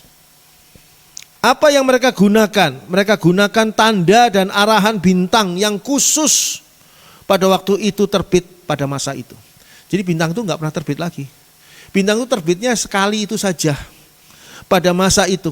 Dan kalau dilihat pada sejarah perbintangan, ternyata memang ada bintang itu, bintang yang khusus yang terbit pada daerah Iran sekarang ini. Kalau bintang tadi itu tidak semudah malaikat ngomong. Kalau malaikat bicara, hari ini telah lahir bagimu juru selamat, saudara langsung ngerti. Saudara yang setengah ngantuk langsung paham. Tapi kalau bintang nggak ngerti apa-apa loh kita. Harus dia apa? Tanda bintang ini harus betul-betul tanda bintang ini diamati. Kan bintangnya banyak. Bintangnya banyak, tapi bintang yang khusus ini 1. Berarti harus diamati. Nah, ini khusus nih. Dan kedua, bintang ini harus benar-benar dipelajari. Apa artinya bintang ini? Bagaimana bintang di langit ini dikoneksikan dengan kelahiran Yesus yang saat itu sudah tidak di Bethlehem tapi di Nazaret. Bagaimana ini koneksinya? Bagaimana bisa menghubungkan? Bagaimana bintang ini? Oh, ini kelahiran raja. Oh, di sana raja. Gimana coba? Itu adalah hal yang kalau saudara lihat matahari, oh mataharinya sudah ke arah sana. Oh, ini kira-kira jam 3 sore. Mungkin masih masuk akal ya. Masih ada hubungannya. Matahari sudah condong ke arah barat, berarti ini sudah mau senja. Mungkin masih bisa ngerti. Tapi kalau bintang ini hubungannya apa sama Yesus? Disitulah harus diamati dan dipelajari. Orang Majus menggambarkan bangsa-bangsa bukan Yahudi. Yang menyambut kedatangan Tuhan Yesus dengan sungguh-sungguh.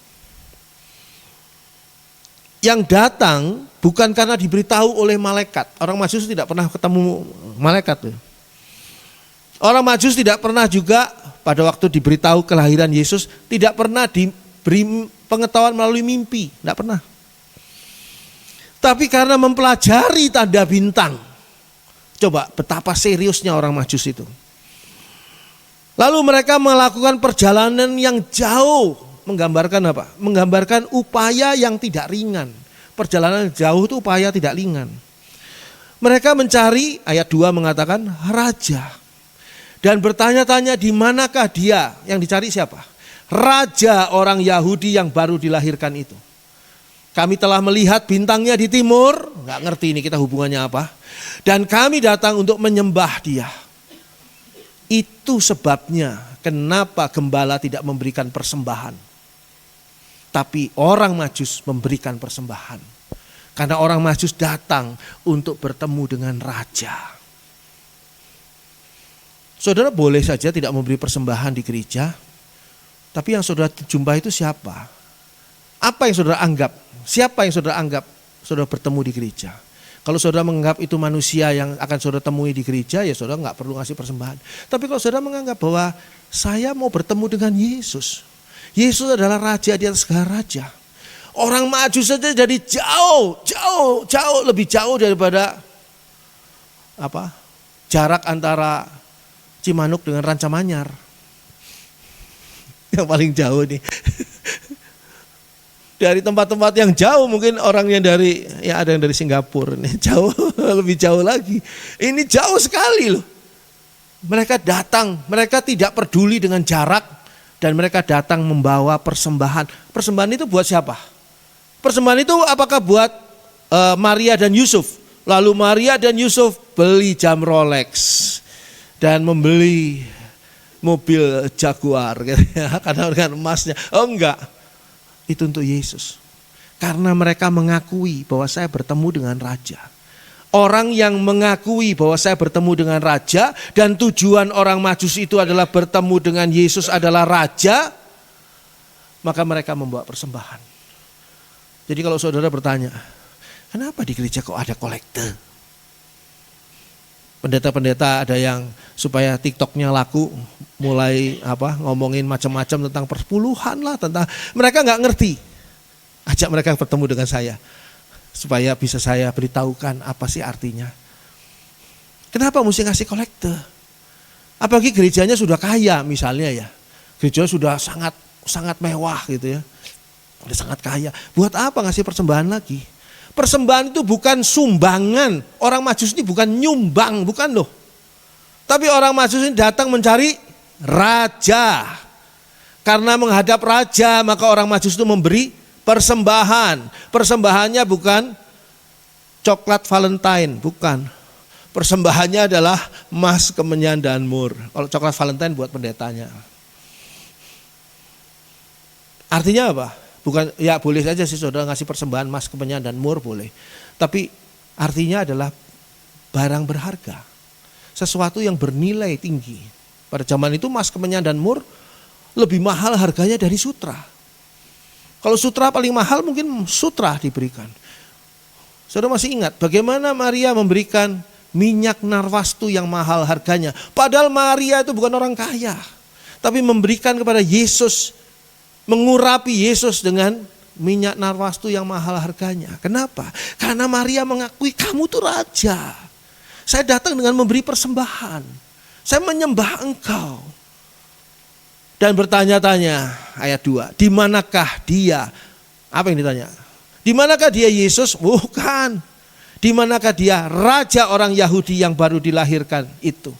Kami telah melihat bintangnya, ini nggak ngerti, Herodes nggak ngerti pasti, bintang-bintang nggak ngerti, di timur, dan kami datang untuk apa? Menyembah dia. Bukan untuk apa? Untuk podcast bersama dengan Maria dan Yusuf, enggak, untuk menyembah dia. Itu arti Natal. Berbeda dengan orang-orang yang dari para gembala. Coba ya, para gembala. Lukas 2 ayat 8 dan sampai dengan 11.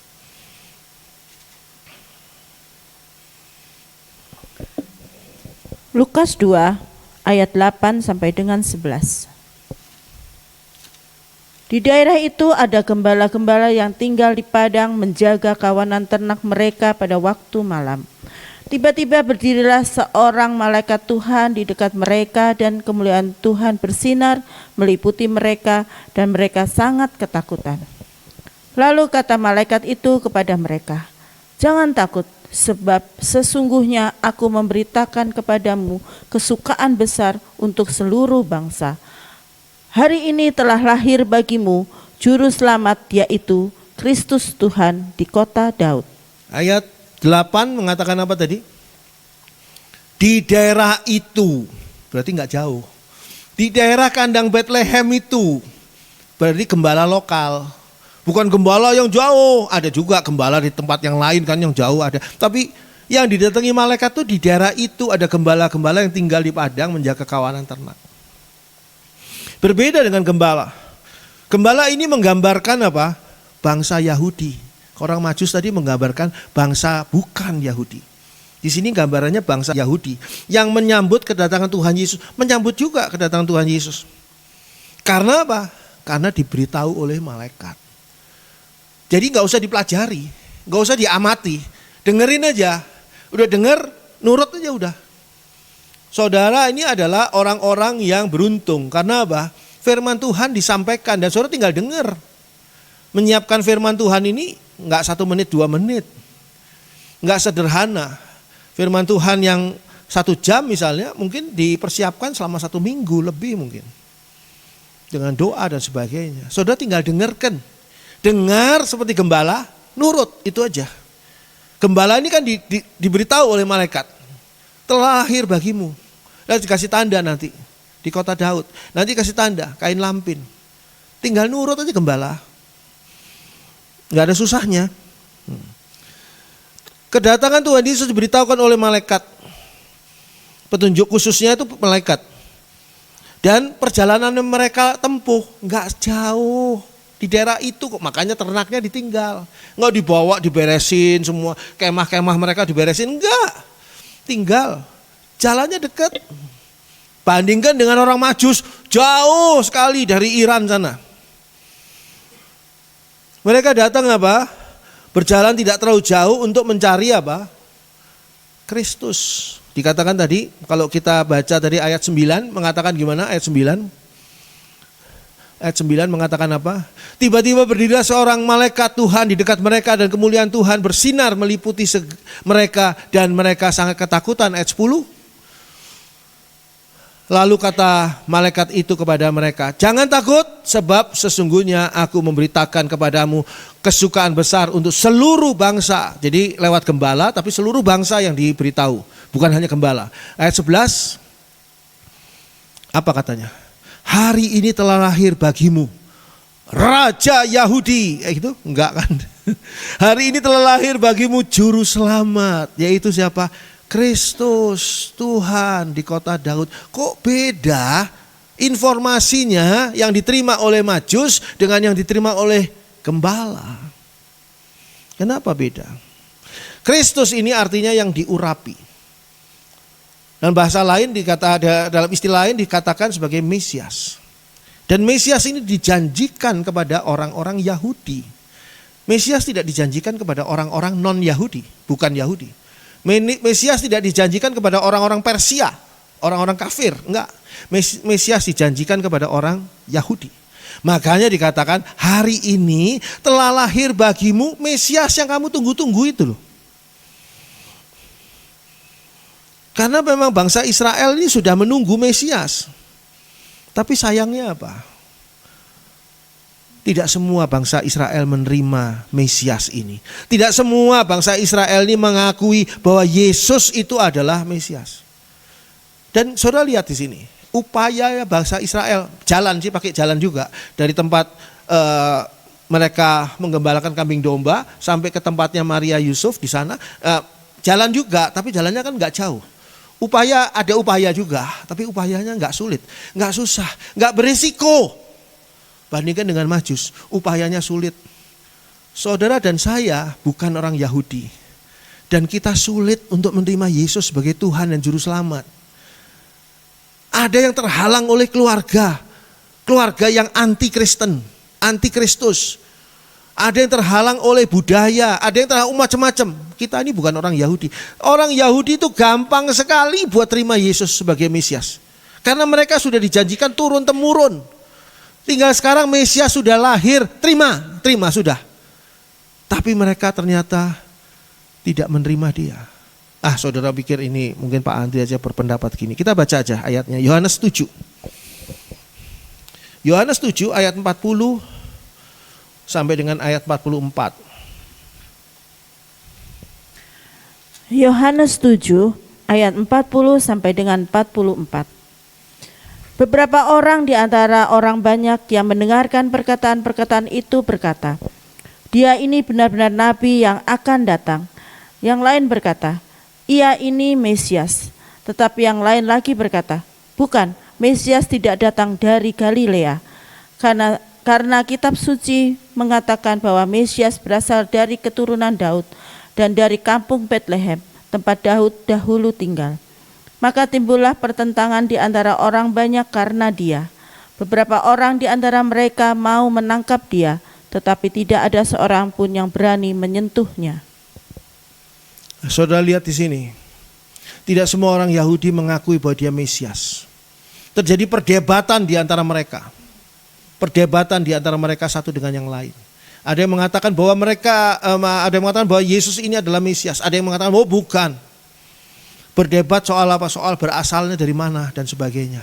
Berdebat soal hal-hal yang lain. Padahal Tuhan Yesus sudah memberikan tanda-tanda dalam pelayanannya bahwa dialah Mesias. Dialah Kristus, dialah yang diurapi, dialah Raja. Di atas segala raja. Penjahat di sebelah salib Yesus mengatakan, "Jika engkau kembali kelak menjadi sebagai raja, ingatlah akan aku." Penjahat ini penjahat besar nih. Sampai hukumannya salib. Tapi mengakui bahwa Yesus sudah raja. Siapa Yesus bagi saudara? Siapa Yesus bagi kita? Apakah dia adalah manusia biasa? Dia adalah orang di mana tempat saya curhat. Kalau saya nggak punya duit, saya datang ke Yesus. Tuhan Yesus, saya nggak punya duit. Lalu nanti biar ada mujizat Tuhan sehingga saya punya duit. Dompet saya tadi pagi saya lihat kosong. Sore harinya saya lihat, loh kok ada isinya gitu. Terima kasih Tuhan. Apa Tuhan Yesus itu sebagai teman curhat di mana dia bisa memahami saudara. Orang lain tidak bisa memahami saudara, dia bisa memahami. Betul, semua itu betul. Tuhan Yesus itu maha kasih. Dia itu tempat curhat nomor 1 yang paling baik. Dia itu penolong yang paling baik. Dia itu tempat di mana kita mengadu dan sebagainya. Tapi saudara jangan lupa, dia adalah Raja. Dia adalah Raja yang datang. Dia adalah Mesias yang datang. Dia adalah Raja dan Mesias. Apakah hal itu menjadi jawaban saudara yang keluar dari hati saudara? Atau jawaban itu karena saudara mendengar uraian orang lain, uraian seorang pendeta, lalu saudara ikut-ikutan dengan pendeta itu bahwa ya Yesus itu Mesias, ya Yesus itu Raja, tapi tidak keluar dari hati saudara? Pertanyaannya seperti Tuhan Yesus tanya, itu keluar dari hatimu Pilatus atau seseorang mengatakannya kepadamu? Tuhan Yesus memberkati. Puji Tuhan, selamat Natal.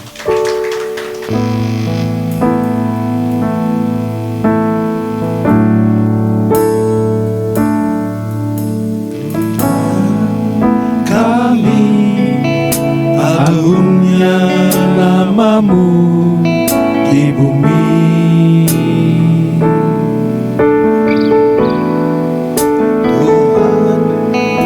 Tuhan kami, agungnya namamu di bumi. Kami puji, kami muliakan. Kami puji, kami muliakan, tinggikan namamu yang kudus.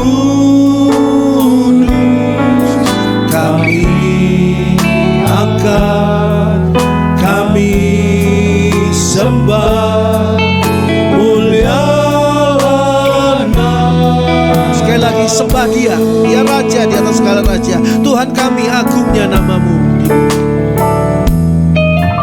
Tuhan kami, agungnya nama-Mu di bumi.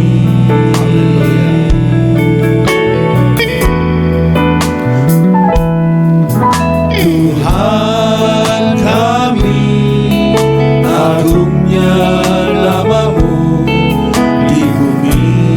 Kami puji, kami muliakan. Kami puji, kami muliakan, tinggikan nama-Mu yang kudus. Kami angkat, kami sembah, muliakan nama-Mu. Tuhan kami, agungnya nama-Mu di bumi. Tuhan kami, agungnya nama-Mu di bumi.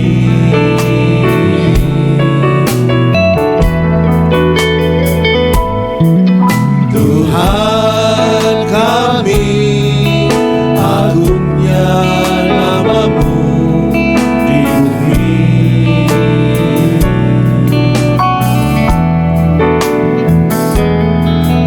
Kami puji, kami muliakan, tinggikan nama-Mu yang kudus.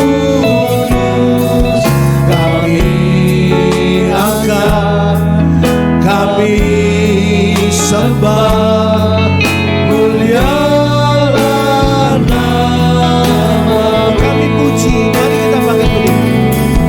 Kami puji, kami muliakan, tinggikan nama-Mu yang kudus. Kami angkat, kami sembah, muliakan nama-Mu. Kami puji, kami muliakan. Kami puji, kami muliakan, tinggikan nama-Mu yang kudus.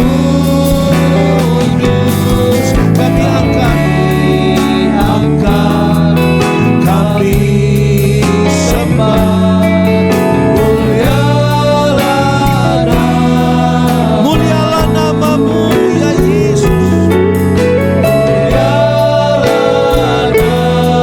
Mulialah nama-Mu ya Yesus.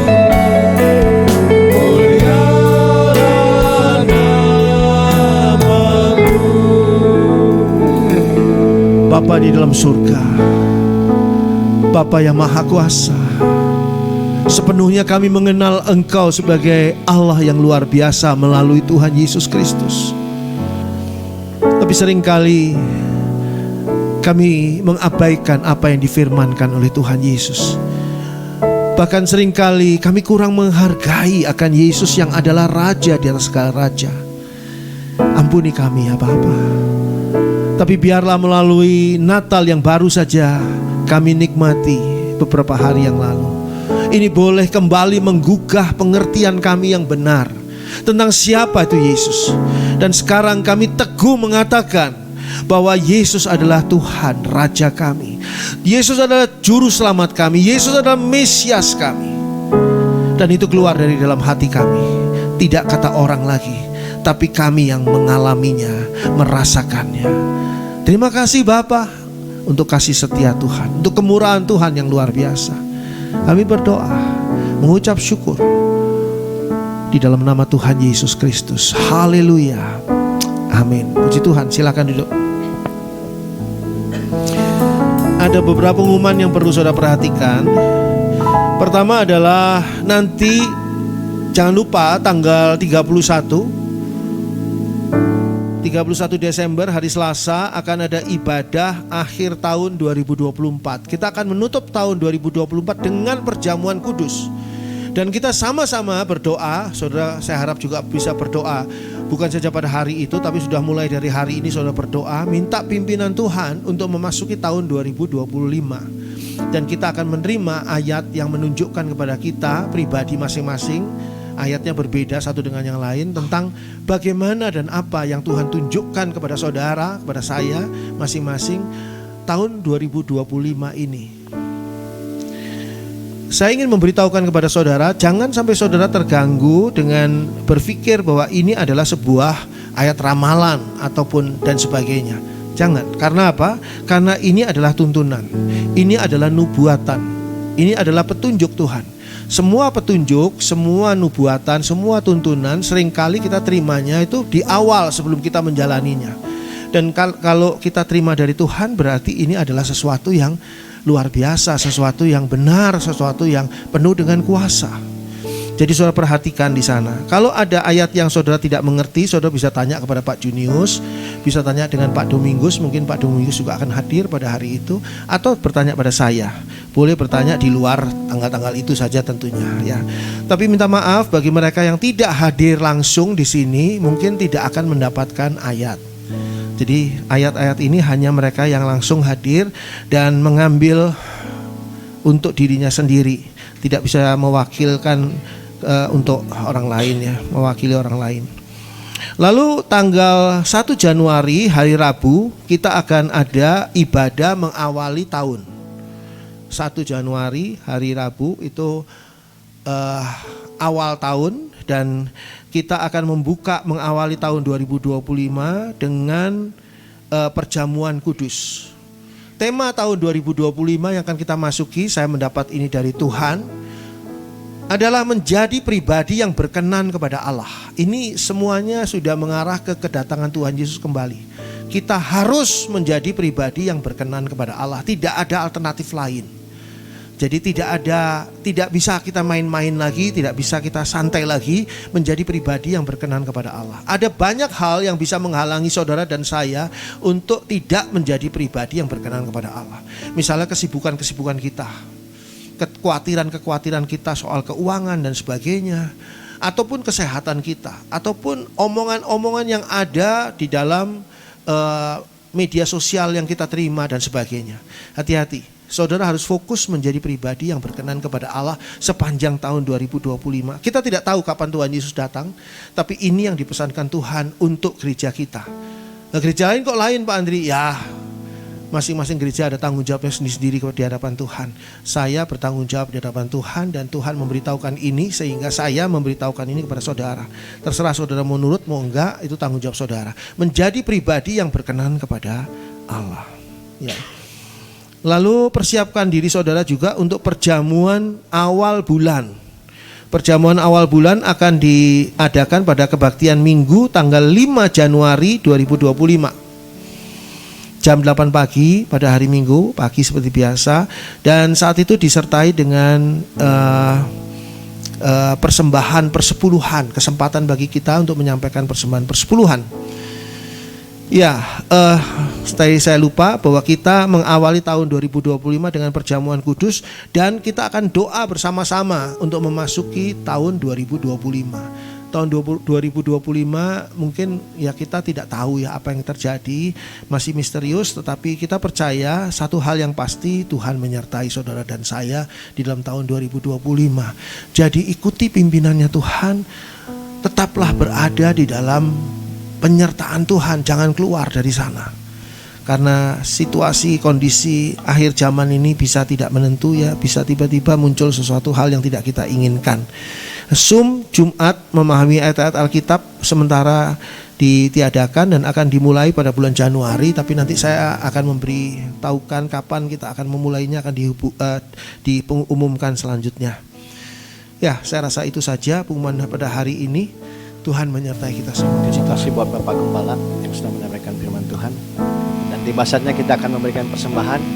Mari kita memberi dengan sukacita dan kerelaan. Amin. Juga yang beribadah lewat live streaming bisa memberikan lewat nomor rekening yang sudah ada di layar.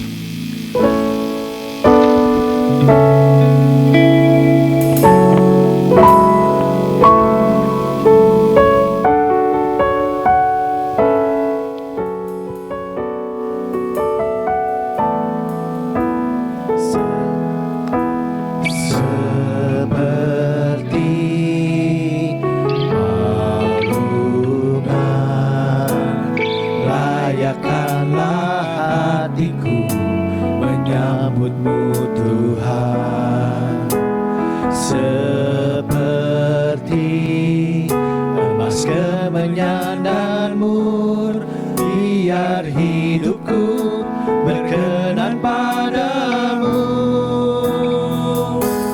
Semesta tak akan berarti tanpa kasih-Mu.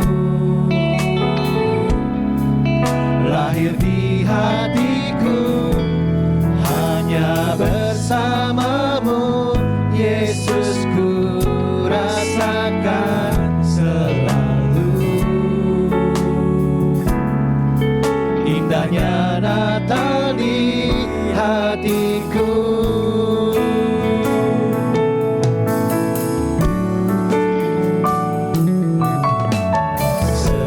Seperti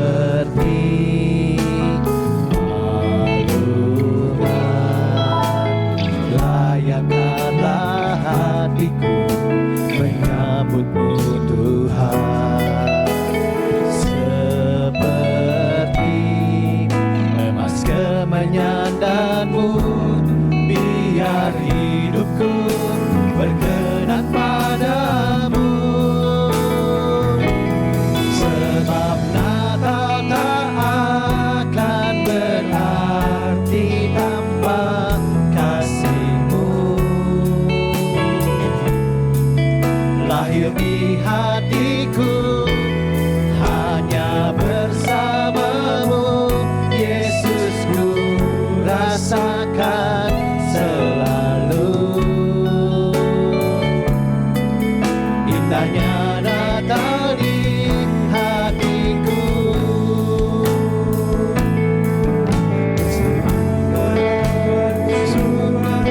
Sudah ku bernyanyi kemuliaan di tempat maha tinggi, dan damai sejahtera di antara manusia yang hidupnya berkenan kepadamu.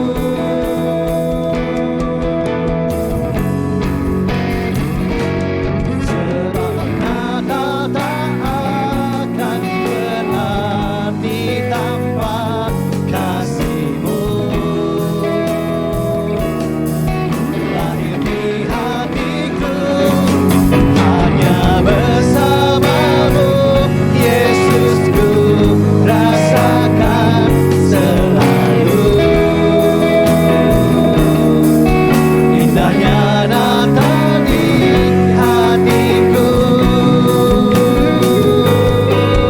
Indahnya Natal di hatiku.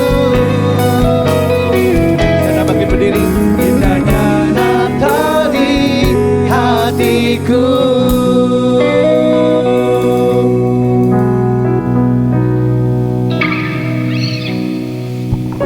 Terima kasih Bapa, terima kasih Tuhan Yesus, dan terima kasih Roh Kudus. Pagi hari ini kami sama-sama memuji menyembah Tuhan, dan kami bersyukur bahwa firman Tuhan yang sudah disampaikan bagi kami semua. Dan kiranya Tuhan memberkati hamba-Mu yang sudah melayani kami, yang sudah menyampaikan isi hati Tuhan dalam segala hal, dalam menggembalakan seluruh jemaat-Mu di tempat ini. Persembahan yang sudah dibawa di hadapan Tuhan, kiranya Tuhan juga yang memberkati seluruh jemaat Tuhan yang sudah memberi, baik yang ditransfer lewat bank maupun lewat kantong-kantong persembahan, dan mengembalikan dalam kehidupan mereka, dalam pekerjaan mereka, dan di dalam seluruh keluarga mereka dengan berlimpah kali ganda. Terima kasih Tuhan. Kami akan mengakhiri seluruh ibadah kami pada pagi hari ini dan pertemukan kembali kami pada hari Selasa, di mana kami akan beribadah bersama-sama kembali di tempat ini untuk menutup tahun 2024 ini Tuhan dengan sukacita daripada Tuhan. Dan kami serahkan hidup kami, Tuhan sendiri yang akan memberkati setiap kesehatan kami pribadi lepas pribadi, sehingga kami dapat kembali bersama-sama pada ibadah pada hari Selasa yang akan datang. Terima kasih. Sebelum kami pulang, sebelum kami akhiri ibadah kami mau buka hati kami sama-sama, kami mau terima berkat daripada Tuhan. Mari angkat kedua tanganmu dan arahkan hatimu kepada Tuhan dan terimalah berkat. Tuhan memberkati dan melindungi engkau. Tuhan menyinari engkau dengan wajahnya dan memberi engkau kasih karunia. Tuhan menghadapkan wajahnya kepadamu dan memberi engkau damai sejahtera, sukacita, kebahagiaan, berkat yang berkelimpahan memenuhi seluruh hidupmu, keluargamu, anak-anak, menantu cucumu diberkati oleh Tuhan.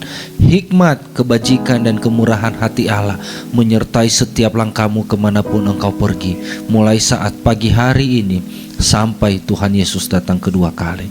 Di dalam nama Tuhan Yesus Kristus kami berdoa, mengucap syukur dan sudah menerima yang terbaik daripada Tuhan pagi hari ini. Haleluya, haleluya.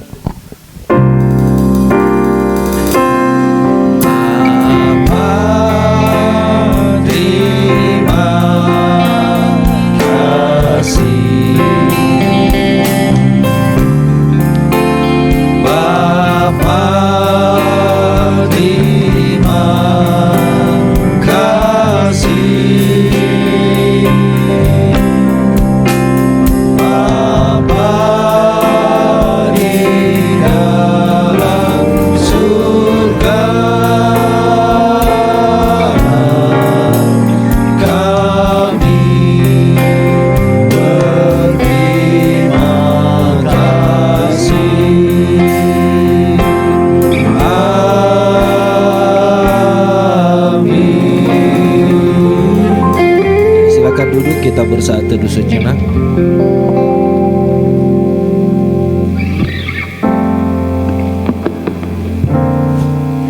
Selamat hari Minggu. Tuhan Yesus memberkati kita semua.